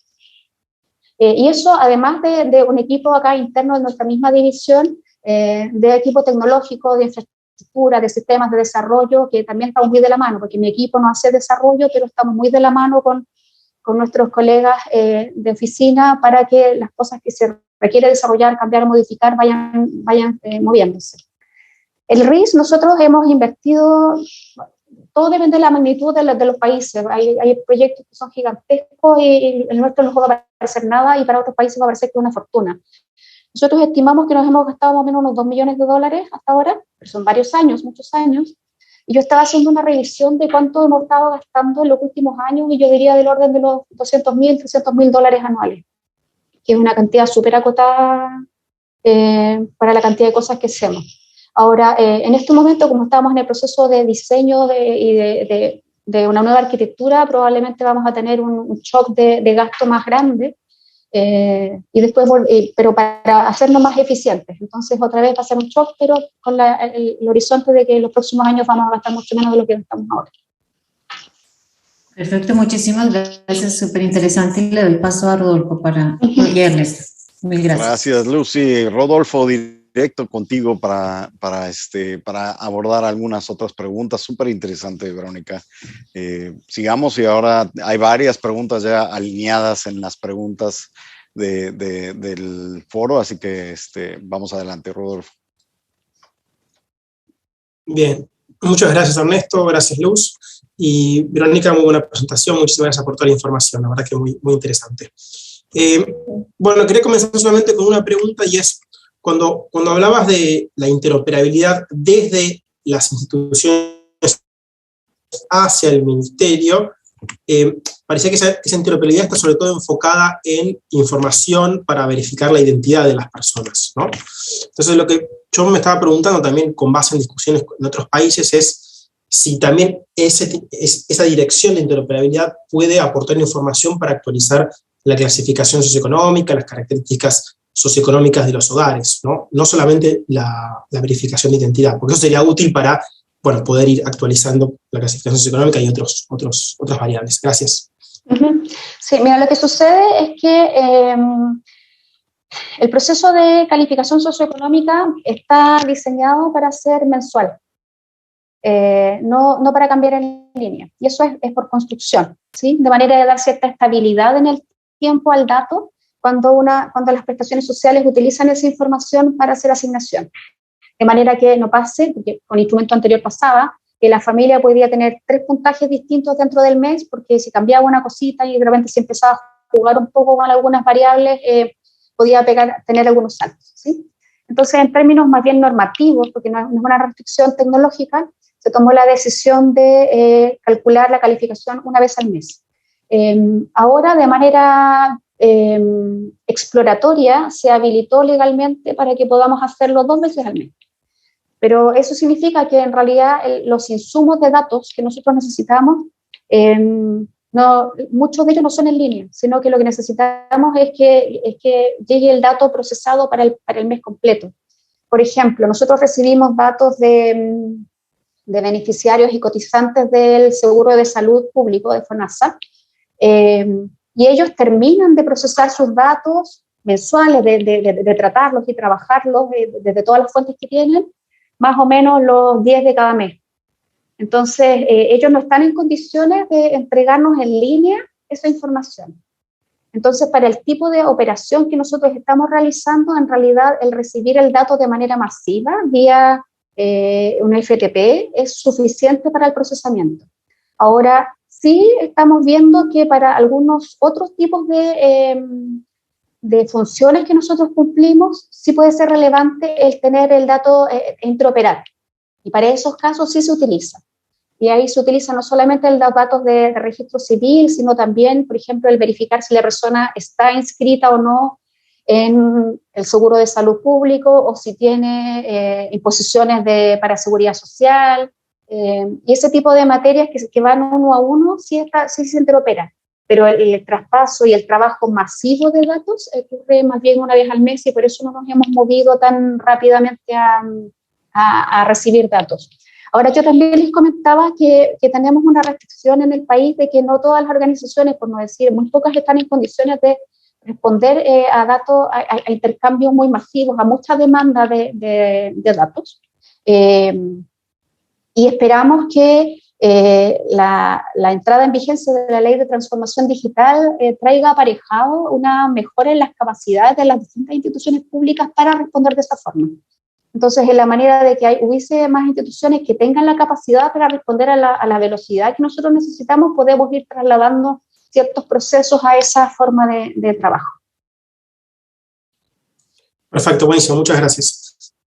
Otra pregunta que quería hacerte es, en un momento mencionaste, es lo que también ocurre en varios países, entonces me parecía interesante poner sobre la mesa, se atomizan, ¿no?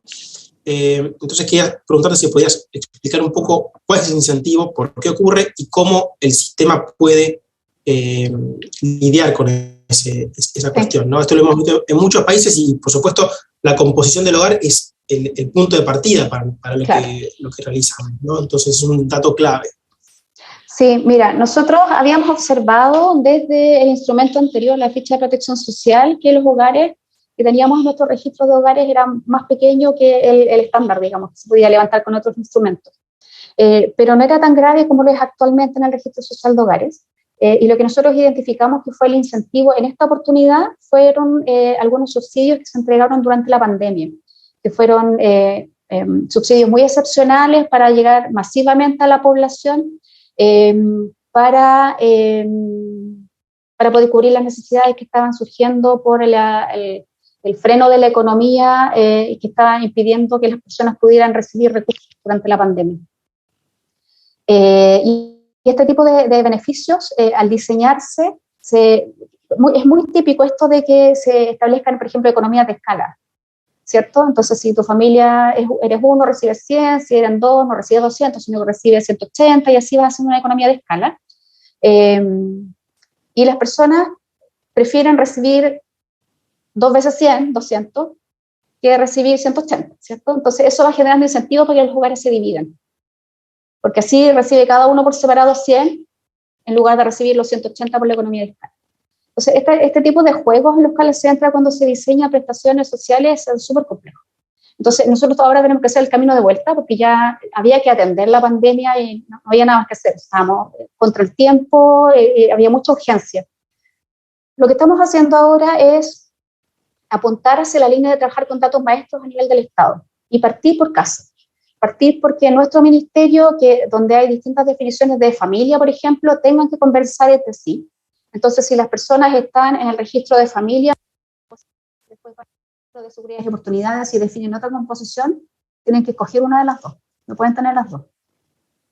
Y esa misma lógica la estamos empezando a conversar con otras instituciones, por ejemplo, un Ministerio de Vivienda, cuando las personas postulan a vivienda, también, ¿con cuál familia? ¿Es la de acá o la de acá? De manera de ir forzando a través de la coordinación de la oferta, es que las personas tengan que tomar una definición de cuál es su hogar, cualquiera. Acá no vamos a obligar a nadie a tomar una en particular, pero que sea consistente para toda la oferta del Estado. Eso es lo que nosotros necesitamos que sea importante. Ahora, también nosotros hemos identificado en el registro social de hogares ciertas estrategias para generar desincentivos. Por ejemplo, nosotros vemos un hogar que se ve con bajos ingresos, pero le vemos estándares de vida que no se condicen con los ingresos que nosotros estamos observando. Buscamos si hay un padre o una madre que no aparezca en el hogar, que esté fuera, incluso fuera del registro, y que tenga altos ingresos. Y si es así, penalizamos un poco a este hogar diciéndole, sabes que en realidad a lo menos tú debieras estar recibiendo una pensión de alimentos de este padre no presente en el hogar. Y de esa forma vamos haciendo correcciones para que las personas también no caigan en las clasificaciones de mucha vulnerabilidad, cuando en realidad lo único que hicieron fue que sacaron el perceptor de ingresos y lo está escondido. Esas son algunas de las estrategias que estamos trabajando e implementando. Bien, muchas gracias. Y vinculado con esto te quería preguntar, quizás una última pregunta, respecto de la actualización de la información, ¿no? ¿Qué incentivo tienen las personas, las familias, a actualizar la información? ¿Qué barreras se enfrentan? Y sobre todo teniendo en cuenta que, por supuesto, ellos saben que determinada información puede conducir a quedar por fuera de algún tipo de servicio o beneficio, ¿no? Entonces, ahora, si no actualizan la información y no hacemos barridos censales, entonces hay un problema ahí, ¿no? Entonces, ¿cómo lidian con esto? Gracias. Sí, mira, los principales datos que necesitamos autorreportados son el lugar de la vivienda, el domicilio, la dirección, y necesitamos la composición del hogar, porque esos datos no los sacamos y por definición no se obtienen de datos administrativos. No le vamos a creer al dato de registro civil respecto de cómo se unen las familias, sino que le vamos a creer a las personas en cómo se organizan libremente. Para el resto de los datos, en realidad necesitamos que las personas, o sea, usamos datos administrativos. Entonces, si las personas nos declaran o no nos declaran, por ejemplo, actualizaciones de trabajo, de ingresos, no es relevante porque para el 90% de las familias vemos datos, al menos a un miembro de la familia, en datos administrativos. Entonces, en ese sentido, no es tan relevante el que actualiza la información. De todas maneras, como hay ciertos elementos como la composición del hogar que sí son importantes, de que las personas la mantengan actualizada, lo que estamos haciendo es trabajar con la oferta programática también para que exija cierto nivel de actualización. De manera que cuando hagan llamados a postular algún beneficio, exijan que el dato esté actualizado, no sé, 1 año o 2 años máximo. Entonces, esa es otra forma por la cual nosotros motivamos la actualización de los datos. Y lo demás va por la línea de los incentivos, también de los beneficios. O sea, por ejemplo, ahora estamos trabajando a propósito del plan de cuidados en identificar duplas de cuidados y personas cuidadoras. Y vamos a hacer campaña también en esa línea para que las personas nos identifiquen y nos entreguen esa información. Bien, muchísimas gracias. Muy interesante. Ernesto, te paso la palabra. Gracias, Rodolfo. Buenísimo. Verónica, creo que has abordado, de hecho, de manera muy natural varias de las preguntas que han venido saliendo, pero creo que vale la pena subrayar algunas respuestas con un poquito más de precisión. Ahora justo estabas hablando de la actualización de la calificación socioeconómica. Había una pregunta puntual de cuál es la frecuencia y cómo es esta priorización, digamos, de estos beneficios. Y quizá lo voy a asociar a otra pregunta que también está relacionada. ¿Cómo se vinculan estas personas con estas hogares, digamos? ¿Cómo se conforman estos grupos? Si se utilizan identificadores específicos para eso, y quizá ese es un primer abordar, ¿no? Primero es saber qué frecuencia hay, y después cómo es ese vínculo entre los hogares, esta base de datos de hogares, con la de las personas. Perfecto. Sí, bueno, la calificación socioeconómica se actualiza mensualmente, integrando toda la información nueva de los registros administrativos que se actualizaron durante el mes, y además con la información de las solicitudes que las personas han presentado al registro, para actualizar, rectificar o complementar algún dato de lo que ellos hubiesen entregado. De hecho, estamos hoy día, por ejemplo, en el cierre del proceso para que se actualice la calificación el primer día hábil de julio. Entonces, todos los primeros días hábiles de cada mes aparece una calificación nueva. Y bueno, el registro de personas y el registro de hogares se conectan entre sí por un identificador de familia. El identificador de familia es propio del registro social de hogares. Y las personas, cuando ingresan al registro social de hogares, establecen su núcleo familiar con quienes comparten alimentación y vivienda. Ellos establecen relaciones de parentescos entre sí, desde una jefatura de hogar y un cónyuge o pareja, y el resto de las personas del hogar. Y son 2 registros, pero en el fondo es uno solo, donde la conexión de hogar es este identificador de hogar y las personas es el identificador de las personas. Y el identificador de las personas, digamos, para ser precisos, es el RUN, el RUN sí, que estabas comentando, que está asociado a este grupo, a estas personas. Exacto. No se utiliza el registro civil para eso, simplemente es a través de la declaración, la autodeclaración. Lo que pasa es que el dato de identificación es el RUN. El RUN viene asociado con el resto de los datos, y esos datos están validados ya contra el registro civil. Ok, pero digamos, ahí en los datos del registro civil hay relación de parentesco, por ejemplo, con padres. Sí, sí. Esa no se toma. Esa no se toma. Se toma. Para efectos del registro de hogar, no. Para algunas prestaciones sociales que exigen relación filial formal, legal, sí se utiliza la información del registro civil. Ok, exacto. Y quizá una pregunta, hablando de registro civil, si hay alguna actualización, por ejemplo, creo que ahora justo estás hablando de condiciones legales, que me imagino que estás pensando en matrimonios, pero también nacimientos o fallecimientos. ¿Estos también se ven actualizados? Eso es parte de, en la presentación mencionabas una búsqueda constante de información, de actualización de información. Creo que le hablabas más de género, pero ¿cómo es que esa información del registro civil se ve repercutida en el RIS como tal? Sí, perfecto. Mira, sobre los nacimientos, en eso nosotros adoptamos una actitud más pasiva. Las personas tienen que ingresar al RIS, al RCH, a sus hijos recién nacidos. No lo hacemos nosotros de manera automática, sino como el registro es optativo, las personas tienen que manifestar su voluntad de integrar a estos recién nacidos al hogar. Ahora, respecto del fallecimiento, ese dato sí lo recibimos del registro civil en distintos procesos. Por una parte, nos enteramos a través de web service cuando tenemos o poco tiempo o grupos nuevos que aparecen y tenemos que hacer una verificación del estado vital de las personas. Además, recibimos a principios de mes una actualización completa de toda la población que manejamos en el RIS con su estado vital, y a mediados de mes recibimos el registro de fallecidos. Y en esto del desafío de los datos administrativos también tengo que comentarles algo, porque estas cosas pasan, los datos son así. Nosotros tuvimos que aprender a manejar datos donde las personas aparecían muertas y después volvían a la vida. Y esto tiene que ver, por ejemplo, cuando hay una muerte presunta tramitada judicialmente, por, no sé, una persona desaparecida, que la familia judicialmente hace una solicitud al juez de que se declare la muerte presunta porque el familiar nunca más apareció, lo han buscado por todas partes y no hay caso, y esa persona queda legalmente fallecida y se nos informa a nosotros como fallecida.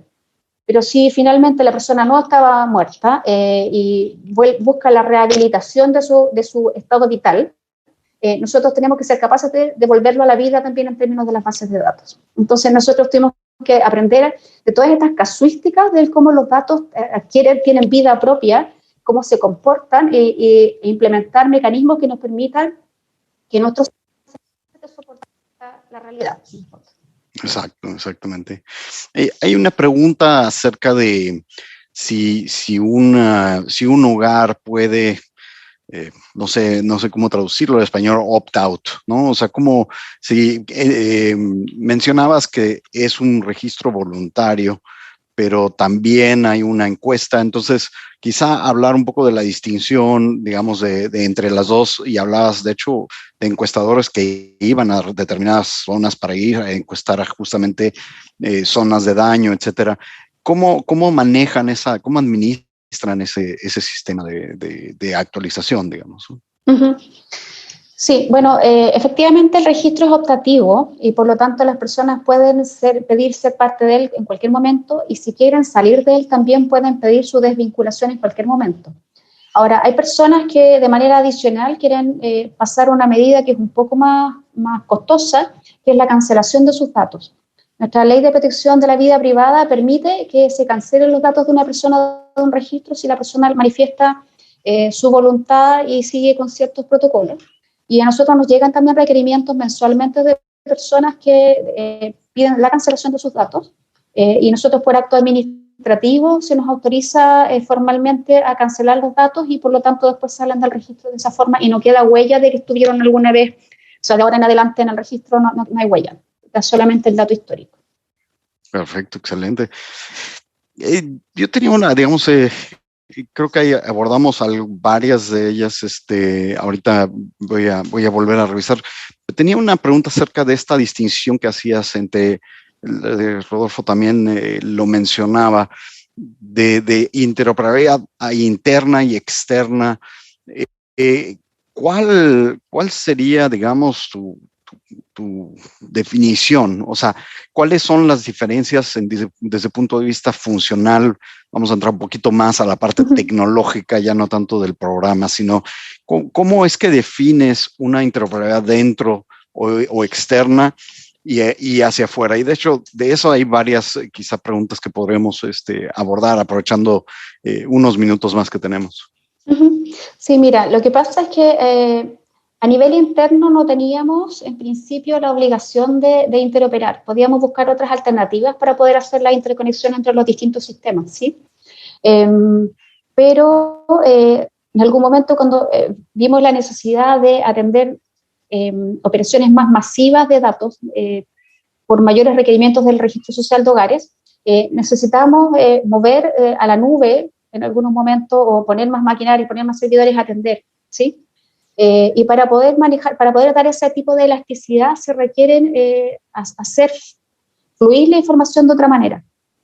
Entonces acá se implementaron tecnologías de dockerización, se llaman acá, para ir metiendo en pequeñas capsulitas estos intercambios de información, ¿sí? Microservicios, hacer cuestiones súper puntuales, en lugar de tener que ir a hacer grandes consultas SQL, hacer consultas muy puntuales internamente, y así no importa si están en el mismo servidor o si el servidor está en la nube.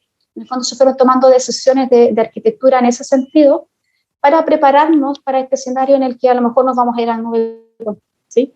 Entonces, claro, esa fue una medida interna para darnos elasticidad, capacidad de crecer, en atención a los requerimientos que estábamos recibiendo a nivel interno y también desde el nivel externo. Y ese fue el cambio interno en el fondo. Hacia afuera más bien ha sido tomar decisiones que nos den seguridad, que nos otorguen seguridad de la información, que nos permitan proteger el flujo de datos y ese tipo de cosas. Son las dos casuísticas. Ok, y relacionado a ese tema de vinculación, de estandarización de servicios, estabas hablando de hecho una persona encargada de, no recuerdo en este momento. Interoperabilidad, sí. De interoperabilidad y de el registro de todos los servicios, que lo hemos escuchado en otras experiencias también. ¿Cómo es la administración de esos servicios? Te mencionabas que era muy fácil pedir todo, ¿no? Pero también hacer un servicio específico para distintas cosas también conlleva un efecto de administración, ¿no? Entonces, ¿cómo es el balance entre la estandarización, universalización de esos servicios versus una petición muy específica que cada distintos tipos de ministerios o distintos programas puedan llegar a tener sobre la misma información? ¿Cómo es la decisión, cómo es el modelo, el proceso de decisión de cuál es el proceso de estandarización y cuál es el reutilizar estos servicios que ya existen ahí, digamos? Sí, mira, yo creo que el principal beneficio que tenemos nosotros es el contar con sectorialistas, que son estas personas que tienen un abanico, una cartera de instituciones a las cuales están mirando y tienen claramente identificados los requerimientos que tienen. Y también que ese grupo esté coordinado de manera de ver, de identificar cuándo aparecen solicitudes que son muy parecidas, muy similares. Entonces, una vez que se alcanza esa estandarización mínima, se trabaja con la persona encargada de interoperabilidad para plantear la problemática que tenemos y ver qué de lo que ya tenemos se puede reutilizar. De hecho, nosotros tenemos, hace algunos años atrás se diseñó un web service que es gigantesco, atiende casi todos los datos del registro social de hogares, y lo que se hace ahora por instituciones es simplemente ir filtrando y decir, a ti te corresponden estas 10 de las 60, estas 15 preguntas de las 60. Entonces, mucho lo resolvemos de esa forma, porque el conjunto de datos matriz es más o menos estándar, y por lo tanto después simplemente es ir filtrando por institución a qué le damos acceso. Y excepcionalmente surgen requerimientos sobre otros conjuntos de datos que son más particulares y eso se construyen uno a uno, pero otra vez hay una relación muy sinérgica entre la persona encargada de interoperabilidad y la persona sectorialista, que es la que entiende cuál es la necesidad que tiene el otro desde el punto de vista del negocio, no solamente desde el punto de vista técnico. Y en este sentido, en la parte mencionaste el problema de duplicidad de información, ¿no? En algún momento, de tener información dentro de los sistemas que tenía tanto de registro civil y no duplicar toda la información. Sin embargo, hay información que sí se requiere tener para efectos de RIS y todos los programas que están vinculados con el RIS. Hacia abajo, y un poquito la pregunta también, había otra pregunta relacionada a la interoperabilidad entre los distintos programas. ¿Cómo se está pensando esa gobernanza, digamos, digamos, de evitar duplicidad para efectivamente generar estos bus de transmisión de información entre los distintos servicios para justamente evitar que no haya una duplicidad, porque mencionabas justamente el tema del domicilio, ¿no? De la actualización de domicilio, cómo es que vamos a tener 3 domicilios, pero el legal es pero ¿cuáles son las políticas que están pensando armar para abordar este tipo de problemas? Sí, tenemos por un lado todo un análisis legal para poder identificar hasta qué espacio tenemos para poder reemplazar o sustituir el dato de un sistema por el dato que proviene de otra fuente que se considere confiable. Entonces, ese es todo un ámbito para tener claridad cuál es el espacio en el cual nos movemos. Y según la habilitación que se nos dé desde el punto de vista legal, en términos operacionales, para nosotros es más bien simple, porque trabajamos de manera muy coordinada con las unidades que son las relevantes para este tipo de coordinación de información, y tenemos intereses comunes, o sea, todos queremos tener la información correcta, ¿sí? Entonces, tenemos que fijar simplemente el protocolo de cómo nos informamos este dato, cómo vamos publicando en el fondo en el dato de referencia el último vigente, para que la contraparte, que sea el receptor, pueda capturarlo y actualizar su plataforma de esa forma. Quizá relacionado a lo que Luz justamente mencionaba de mi dato es el bueno, ¿no? ¿Cómo romper con esas barreras interorganizacional? Sí. Una pregunta quizá un poquito más técnica, que ahora estoy viendo en el chat. ¿Cuáles son las consideraciones para el uso de elección de la solución tecnológica? Habías mencionado Oracle en particular como administrador de base de datos, pero puede haber muchas otras.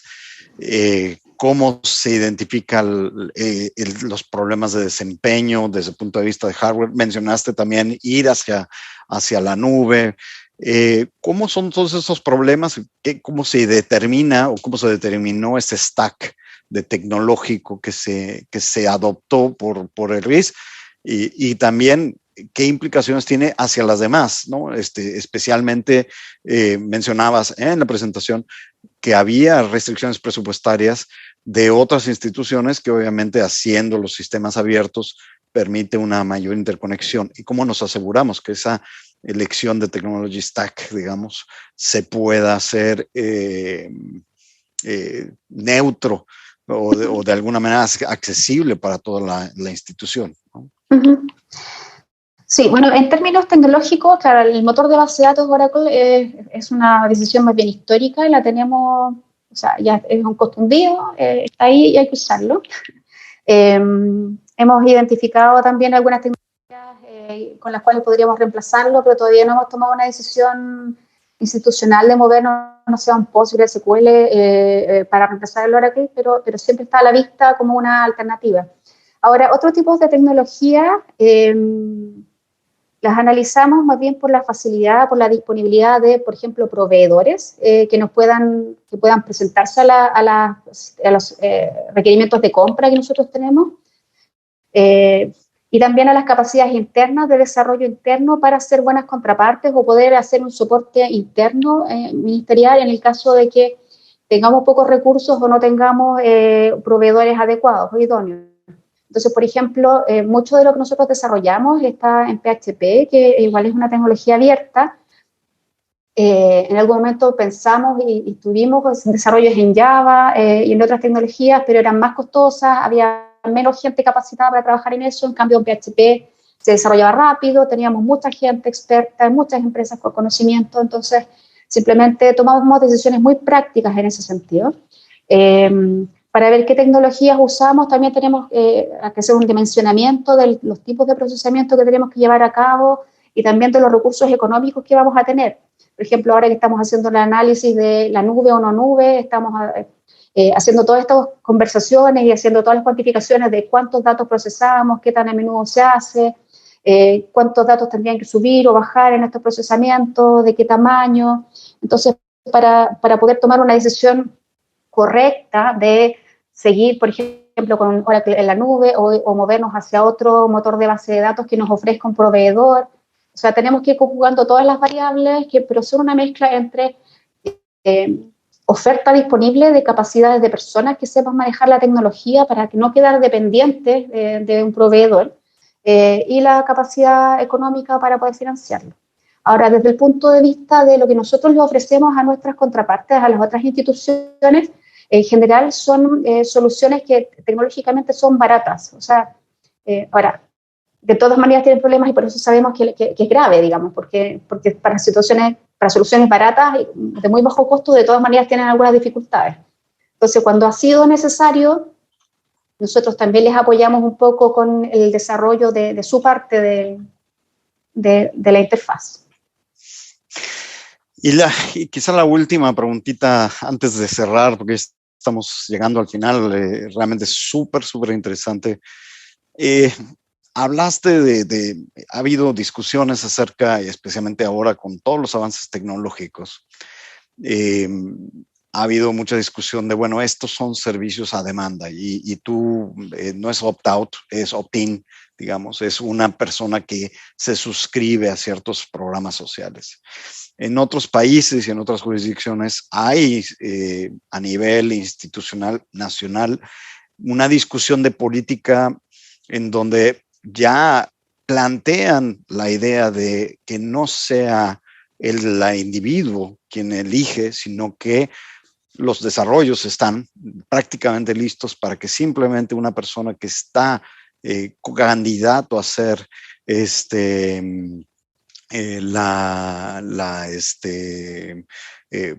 candidato a tener un beneficio, simplemente reciben el beneficio con, evidentemente, todos los procesos legales de notificación, etcétera, y bueno, obviamente todos los procesos de discernir.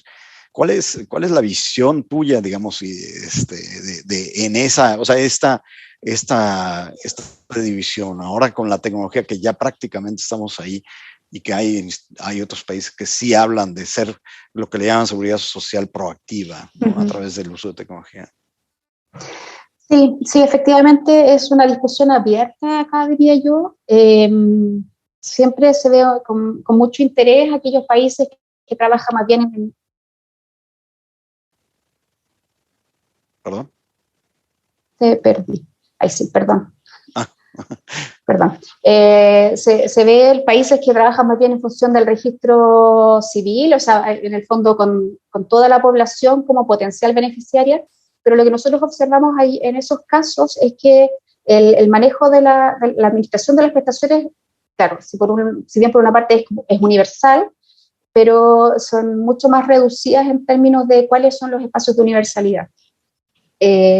Hasta ahora la convicción nuestra ha sido más bien aumentar el entusiasmo y el interés de las personas por ser parte de este registro social de hogares, unirse, que esta pequeña proporción que todavía no es parte del registro se una, probablemente va a quedar fuera o no van a tener ningún interés las personas que están realmente en el decil más rico, en los percentiles más ricos del país, pero el resto de la población, en la medida que vayan surgiendo nuevas prestaciones sociales que vayan siendo universales o van abarcando a percentiles o deciles más altos de ingresos, también va a haber más interés de las personas para ser parte del registro.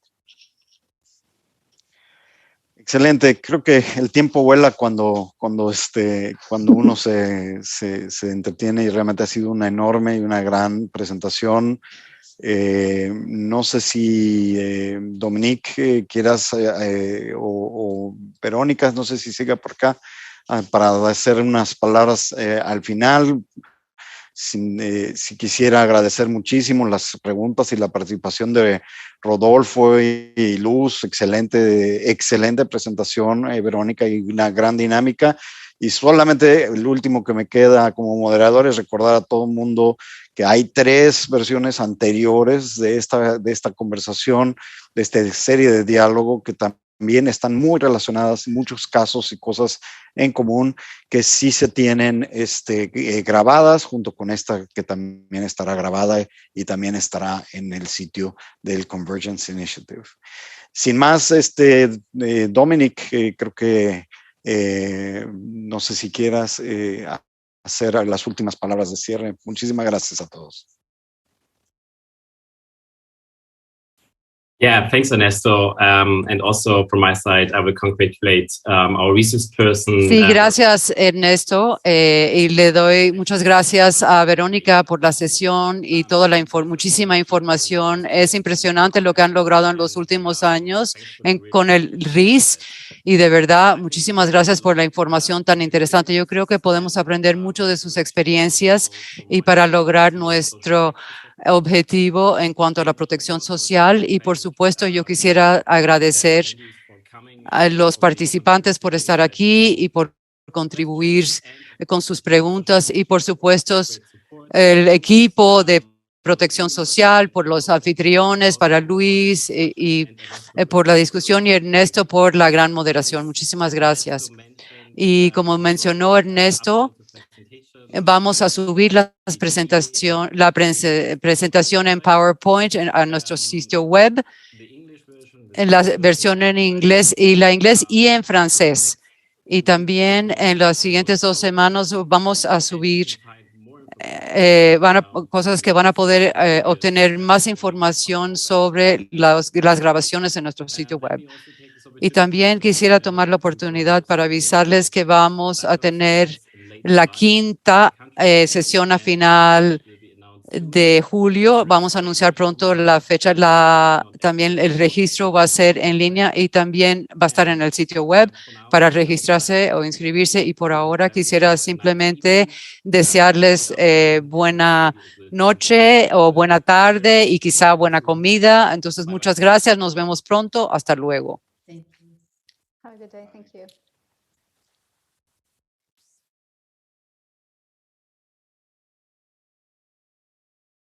you.